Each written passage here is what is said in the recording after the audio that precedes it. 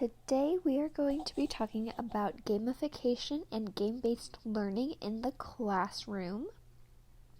So what I'm going to be talking about today is I will define what gamification is, what game-based learning is, the difference between the two, and then how to apply them in the classroom.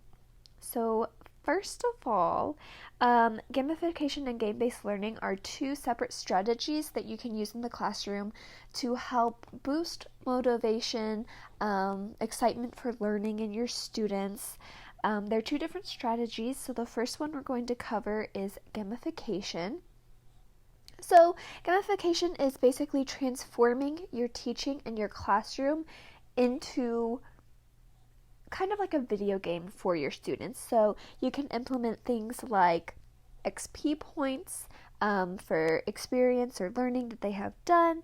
Badges, awards, and achievements can be given, and then you can do things like award or deduct points for their performance in class, for different things like that, and the points can affect not only them but other people in the class as well. So some forms of these are classcraft, and I have an example of classcraft on my website. If you want to take a look at that, it basically transforms your class into that video game feel. You can upload your lessons into classcraft. It creates a really good environment. It has a lot of really good teacher tools that you can use on there, and it even lets the kids give each other compliments. It all has to go through you. You have to notify or look through the compliments or the comments before you can let them go through the class. But it really harnesses a good team environment in your classroom.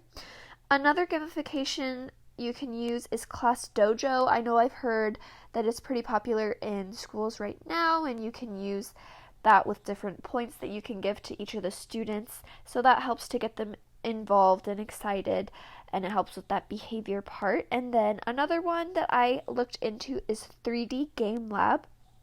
And this one has, it's pretty similar to Classcraft, just a different area that you can go into to look for that. The next strategy that you can use is game-based learning. So game-based learning is using actual games to support things that you learn in the classroom. So you do all of your teaching, and then you use these games as a supplement to everything that the students have been learning. So things like the Oregon Trail, I know it's a pretty old game, but I remember in school, in 4th grade, we played a version of the Oregon Trail, but we played it in like real life. So we had like paper, we had a budget that we had to do, and when we went through and made choices. So it was a separate game that didn't really go along, it wasn't like the actual lesson, but it was a game that supplemented what we were learning, and it was definitely exciting for us to play, and it got us more involved in learning that way. Another thing to use, Cool Math Games is a site that I know is used a lot in schools. I remember playing Cool Math Games, so stuff that you're learning in class, they have some games on there that you can use. And then Minecraft Education Edition, this is a game that you could use because kids are already playing Minecraft outside of your classroom. So bringing it into the classroom, they will already be excited about it, and it will help bring that education piece in with something that they're already familiar with and excited about using. Alright, so now I'm going to cover what really are the differences between these two. So gamification is more embedded into that learning structure. So it already incorporates all of those game structures that you see in like video games and things like that kids are already playing, and you incorporate it into your classroom and your learning environment. It also gives students the opportunity to make learning more individualized for them. So it opens the opportunity for a more individualized learning path for each of those students if that's something that you choose to do. On the other hand, game-based learning is using actual games that are just there for the support of that learning. So the games happen kind of outside of where the learning happens. It's not really embedded in the same way that gamification is. And you do not have to change your teaching or the learning or any of those lesson plans to fit the games. The games are there for support for what's already been done in the classroom.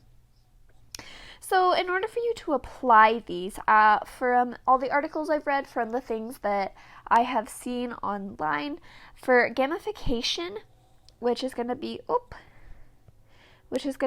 this column right here, I read that you really, really, really have to do this well. If it's not done well, then it's not going to be entertaining for your kids. It's just going to be more of a distraction, and you're not going to be happy with it. The students may not be happy with it.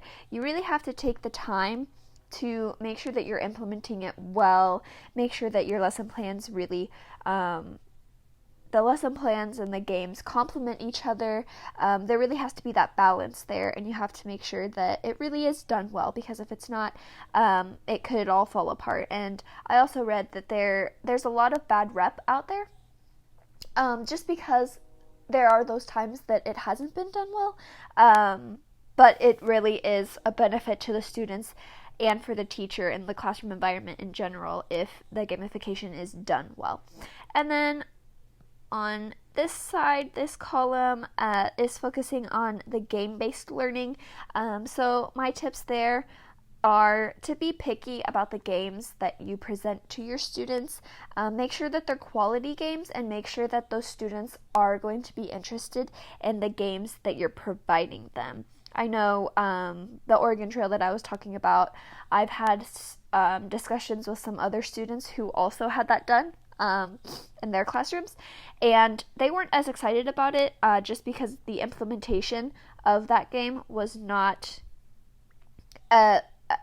it didn't make the students as excited for the learning. So making sure that the game that you're choosing is quality and it's really related to what you're teaching, and making sure that student interest is there for it to be really valid and for it to, make a difference for those students. So this is kind of the overview of gamification and game-based learning and the differences, and I hope now you know how to better implement those two strategies in your teaching and in your classroom environment to improve both of those things. Thank you.